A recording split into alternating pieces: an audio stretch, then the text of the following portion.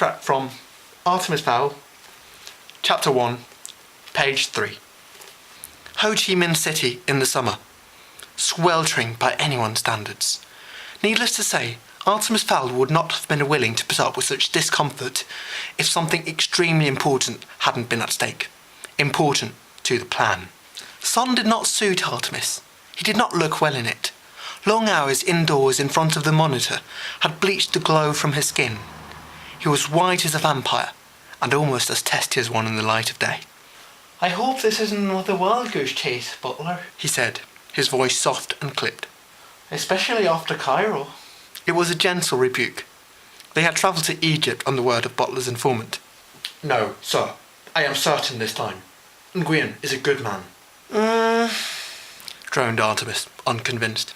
Passers-by would have been amazed to hear the large Eurasian refer to the boy as "Sir." This was, after all, the 3rd millennium. But this was no ordinary relationship, and these were no ordinary tourists. They were sitting outside a curbside cafe on Dong Khai Street, watching the local teenagers circle the square on mopeds. Nguyen was late, and the pathetic patch of shade provided by the umbrella was doing little to improve Artemis' mood. But this was just his daily pessimism. Beneath the sulk was a spark of hope. Would this trip actually yield results? Would they find the book? It was too much to hope for. A waiter scurried to the table. "Water, sirs?" he asked, head bobbing furiously. Artemis sighed. "Spare me the theatrics and sit down." The waiter turned instinctively to Butler, who was, after all, the adult. "But, sir, I am the waiter." Artemis tapped the table for attention. "You're wearing handmade loafers, a silk shirt and 3 gold signet rings.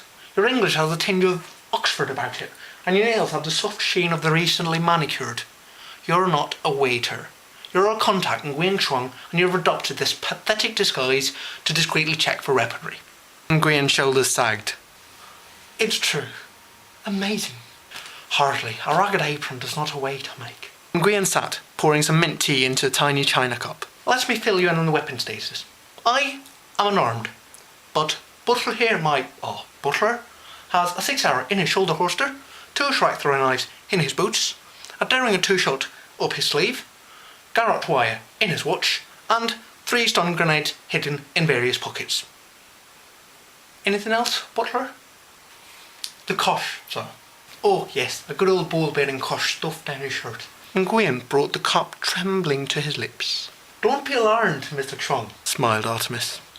"The weapons will not be used on you." Nguyen didn't seem reassured. "No," continued Artemis. "Butler could kill you in 100 different ways without the use of his armoury. Though I'm sure one would be quite sufficient." End of extract. I'd like to apologise for my atrocious imitation of an Irish accent. I hope you enjoyed the performance.